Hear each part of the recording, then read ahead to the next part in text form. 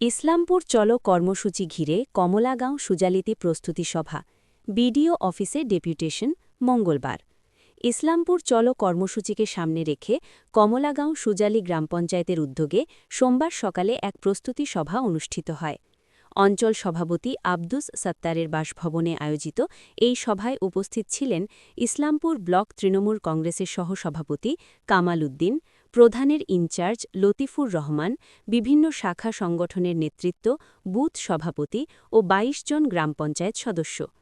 সভায় নেতৃত্বদের অভিযোগ, ২০২৩ সালের পঞ্চায়েত নির্বাচনের পর থেকেই এলাকায় উন্নয়নমূলক কাজ কার্যত বন্ধ।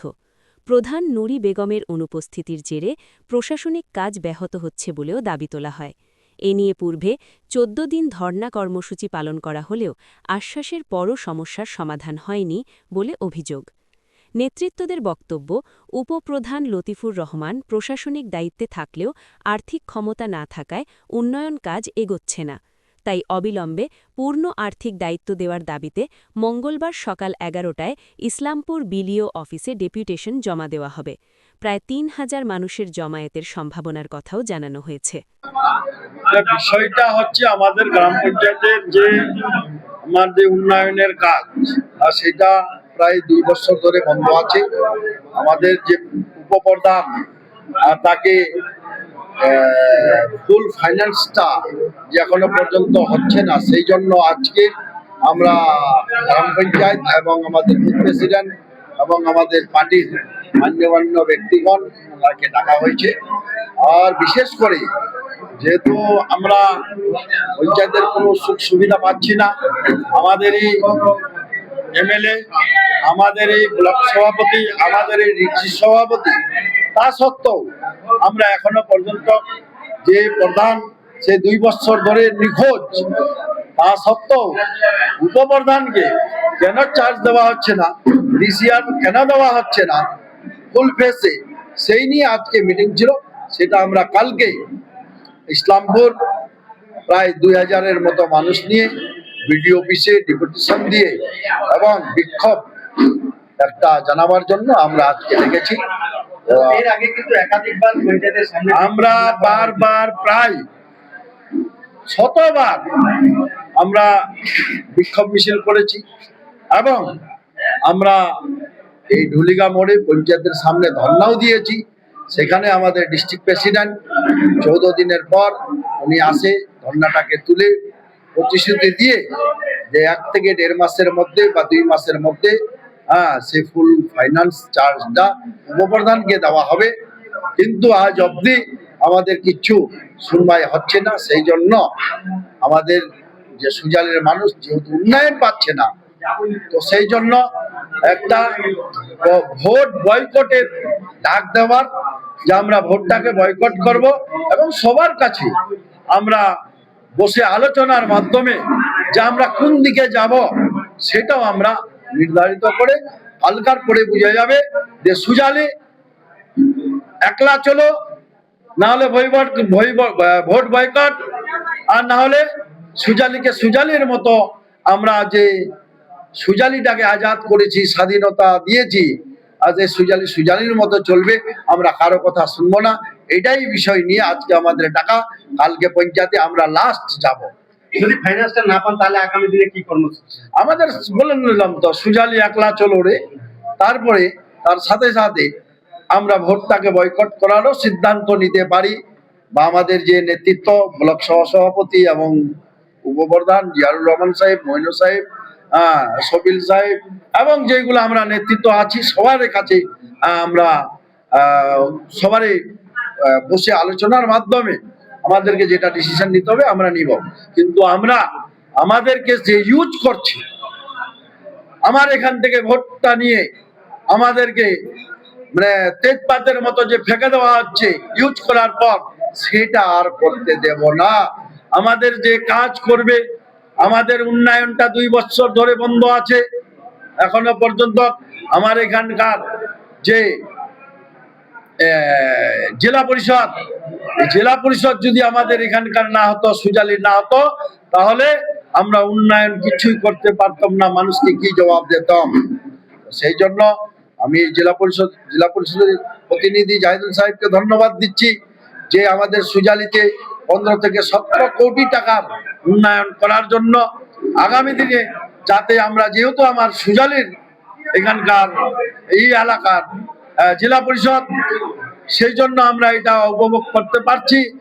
আগামী দিনে যেহেতু আমরা 5 বছরের এখানকার প্রধান বা এই সরকার আমাদের 5 বছর মনে হয়, আশা করা যায় কিছু আমরা আর আশ্বাসন পাচ্ছি না। সেই জন্য এই আরো যে আমাকে আড়াইটা বছর যে চলতে হবে, কিভাবে সেই জেলা পরিষদ আমাদের নির্ধারিত করবে, যাতে আমরা জাতীয় সড়ক থেকে শুরু করে বিভিন্ন উন্নয়নের কাজ যাতে আমরা করতে পারি জেলা পরিষদের মাধ্যমে এবং ব্লকের মাধ্যমে। আমরা ওনার কাছে অনুরোধ করছি যাতে আমাদের সুজালিটাকে একটু দেখে, আর আমরা ভোট কি করব না, বা কোন রাস্তাটাকে আমরা আগামী দিনে নির্ধারিত করব, সেটা আগামী দিনে কালকার পরে আমরা বলে দেব। দাদা, কালকের পরে আপনাদের দিকে যেমনটা জানা যাচ্ছে 22টা মেম্বার আপনাদের দিকে রয়েছে, তাহলে অনাস্থার প্রস্তাব রাখছেন না কেন? বা অনাস্থা দেখেন, সেটা রাস্তার একটা পূর্বজল ছিল, এতদিন হয়ে যেত সেটাও, কিন্তু আমাদের নেত্রী মমতা বন্দ্যোপাধ্যায় একটা আইন পাস করে সেটাকে 3 বছরের জন্য স্থগিত করা হয়েছে। 3 বছরের পরে যা কিছু করবে, 3 বছর আপনাকে করার পর তারপরে করতে পারবে। কিন্তু আশা ছিল 2.5 বছরের মধ্যে আমরা, যেহেতু আপনারা এখানে দেখলেন প্রত্যেকটা মেম্বার উপস্থিত ছিল, মেম্বারদেরকে বিশেষ করে আমি ধন্যবাদ যাচ্ছি, যা উদ্যোগ নিয়ে ওনারা এইবারে আমাদের সঙ্গে দাঁড়িয়ে আছে, ওনাকে বিশেষ করে আমি ধন্যবাদ যাচ্ছি। আজকে দেখলেন মেম্বারের সবারই মুখে একটা হাসি ফুটে এসেছে যে আমরা একটা প্ল্যাটফর্মে একসঙ্গে যে আছি।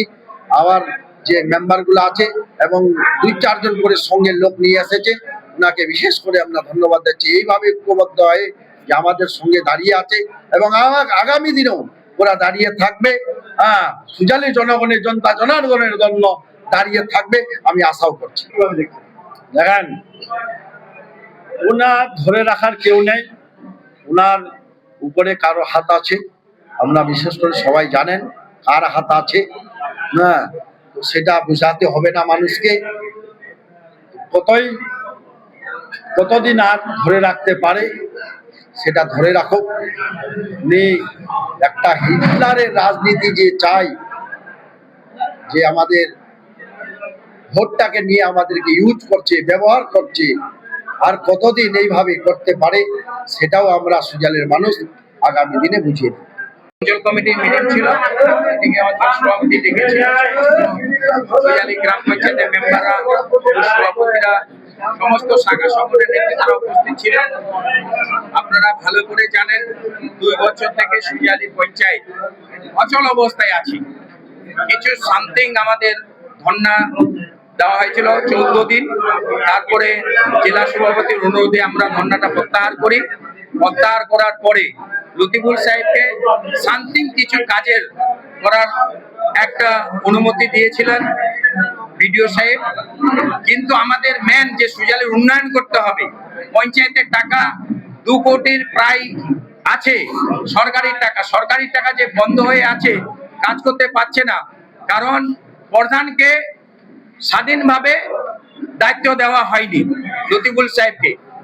আমরা বারবার বলছি, একজন প্রধানের যিনি 2018 থেকে 2023 পর্যন্ত বা আজ পর্যন্ত প্রধান আছে সরকারি অনুযায়ী, সেই ব্যক্তির বিরুদ্ধে বিভিন্ন অভিযোগ, পঞ্চায়েতের সমস্ত দুর্নীতি থেকে, জনসাধারণকে ঠকানো থেকে, জনসাধারণকে বঞ্চিত থেকে একটা জনরোষ তৈরি হয়েছিল। সেই জনরোষ পরিপ্রেক্ষিতে আমরা ধর্নায় বসি। পঞ্চায়েতের তথ্য দিয়ে আমরা বলার সত্ত্বেও, বিডিও ডিএম কে জানার সত্ত্বেও আজ পর্যন্ত দুর্নীতিকারী যেই প্রধানকে দল থেকে বহিষ্কার করা হয়েছে, নুরি বেগমকে, কিন্তু আজ পর্যন্ত বিডিও সাহেব তাকে সরাচ্ছে না। মেজরিটি পার্সেন্ট না থাকা সত্ত্বেও সুজালি অঞ্চলের 27 জন গ্রাম পঞ্চায়েত, তার পরিবারে 5 জন গ্রাম পঞ্চায়েত সদস্য, বাকি কেউ তাদের সঙ্গে নেই। 22 জন একদিকে থাকা সত্ত্বেও, 20,000-এর বেশি মানুষ একদিকে থাকা সত্ত্বেও, প্রধান নুরি বেগমকে দল থেকে বহিষ্কার করা সত্ত্বেও তাকে পদত্যাগ কেন করাচ্ছে না বিডিও সাহেব, তার পরিপ্রেক্ষিতে আগামীকাল সুজালির সাধারণ মানুষের দাবি যে আমরা বিডিও সাহেবের কাছে গণ অবস্থায় গণধর্নায় ডেপুটেশনে আগামীকাল পৌঁছাবো। বিডিও সাহেব কি বলছে, সুজালির উন্নয়নকে স্তব্ধ রাখা যাবে না, সরকারি টাকা খরচ করতে হবে, দুর্নীতিকারী প্রধান নুরি বেগমকে অবিলম্বে পদত্যাগ করতে হবে। এই দাবিতে আগামীকাল ইসলামপুর চলো সুজালি তৃণমূল কংগ্রেসের পক্ষ থেকে, সুজালি জনসাধারণের পক্ষ থেকে। অলরেডি যেটা জনসাধারণের দাবি দাবা ছিল, আপনারা মিডিয়া ভাইরা জানেন যে আজ থেকে 2 বছর ধরে সাধারণ মানুষ আন্দোলন করে আমাদের যে প্রধান সাহেব ছিল উনি দুর্নীতিতে যুক্ত থাকার কারণে তাকে দল থেকে বহিষ্কার করা হয়েছে এবং উনি 2 বছর ধরে পঞ্চায়েত অফিসে আসেননি। তারপরে আমাদের পঞ্চায়েত প্রতি গ্রাম পঞ্চায়েতের 21 জন সদস্য, আমি নিয়ে 22 জন, আমরা মিলেমিশে বিডিও অফিসকে দরখাস্ত দিয়েছি যে আমাদের পঞ্চায়েতের যে পাবলিক সার্ভিস দেওয়া হচ্ছে না। তারপরে আমাদের বিডিও সাহেব তখন আমাদেরকে জিএসসি করে সাধারণ মানুষের যে পাবলিক সার্ভিস জন্ম সার্টিফিকেট থেকে ডেথ সার্টিফিকেট যা যাবতীয় লাগে ওই চার্জটা আমাকে দেওয়া হয়েছে। আজকে আমাদের যে উন্নয়নের এলাকায় যে ডিপার্টমেন্ট কাজ করবো এবং উন্নয়ন করবো মানুষের, সেই ফাইন্যান্সটা এখনো আমাদের ক্লিয়ার করছে না। তার জন্য আজকে আমাদের সাধারণ মানুষ এবং আমাদের পঞ্চায়েত বডি 5 জন মেম্বার আমরা এখানে সিদ্ধান্ত নিয়েছি কালকে আমরা বিডিও অফিসে গিয়ে ডিভিশন দিব যে আমাদের যে 1.5 কোটি টাকা পঞ্চায়েতে পড়ে আছে, এরা যদি আমরা কাজকর্ম মানুষের উন্নয়ন করতে না পারি তাহলে সাধারণ মানুষ তো আমাদের উপরে ক্ষুব্ধ হয়ে যাচ্ছে। আগামী দিনে আমরা বলবো যারা উচ্চ নেতৃত্ব আছে, আমাদের উচ্চ নেতৃত্বদেরকে বলবো আমাদের সাধারণ মানুষ যে 2024 লোকসভা ভোটে যেভাবে আমাদের দলকে এগিয়ে নিয়ে গেছে এবং সুজালি থেকে কোনো বিরোধী নেই, সব ভোট আমাদের তৃণমূলের পক্ষে পড়ে। এইখানে আমাদের যদি আমরা পঞ্চায়েত বডি থেকে বা পঞ্চায়েতের উন্নয়ন কাজ করতে না পারি তাহলে মানুষ তো আমাদের থেকে মুখ সরিয়ে নিবে। তো এর জন্য সাধারণ মানুষ বলছে আপনাদের পঞ্চায়েত বডির কাজ করার জন্য যেখানে যেতে হবে আমরা যাব। এর জন্য ওদের সিদ্ধান্তই আমরা আজকে সিদ্ধান্ত নিয়েছি, কালকে আমরা বিডিও অফিসে ডিভিশন মঞ্চে যাব, বিডিওর সঙ্গে আলোচনা করব। যদি আমাদের ফাইন্যান্স 1 সপ্তাহের মধ্যে ক্লিয়ার করে দেয় তাহলে ঠিক আছে, না হলে আগামী দিনে সাধারণ মানুষ বলছে সুজালি থেকে আমরা কোনো ভোট কোনো নেতাকে দিব না, কারো কথাই চলবো না। সুজালি যদি 1 সপ্তাহের মধ্যে আমাদের ফাইন্যান্সের কাজ ক্লিয়ার না করে, সাধারণ মানুষের উন্নয়নের ব্যবস্থা না করে, যারাই উচ্চ নেতৃত্ব আছে তাদের কথায় সুজালির মানুষ চলবে না। এটা সুজালির সাধারণ মানুষের দাবি। যদি আমরা এক জায়গায় হয়ে এত 2024-এ বিজেপির বিরুদ্ধে এক জায়গায় সমস্ত ভোট আমরা সুজালির থেকে তৃণমূলের লিড দিয়েছি, একটা ভোটও কোনো বিরোধী পাইনি, তাহলে আমরা উন্নয়ন করতে কেন পারবো না? উচ্চ নেতৃত্বরা যদি আমাদেরকে নিয়ে ব্যবহার করে তাহলে আগামী দিনে সাধারণ মানুষ বলছে আমরা ভোট বয়কটের ডাক দিব। সাধারণ মানুষ বলছে এটা যে যারাই ষড়যন্ত্র করছে, আগামী দিনে যদি এই ষড়যন্ত্র মুখ ফিরিয়ে না নিয়ে সুজালির সাধারণ মানুষের কথা না ভাবে তাহলে আগামী দিনে 2026-এ বিধানসভার যে ভোট হবে, আমরা সাধারণ মানুষ বলছি উচ্চ নেতৃত্বকে আমরা 2026-এ বিধানসভায় আমরা ভোট সুজালি থেকে বয়কট করবো। কোনো নেতাকে, এবং তারা বলছে আজকে কাল থেকে আমরা যেটা শুনছি কোনো নেতাকে সুজালিতে ঢুকতেও দিবে না। এটা সাধারণ মানুষের দাবি দাবা করছে।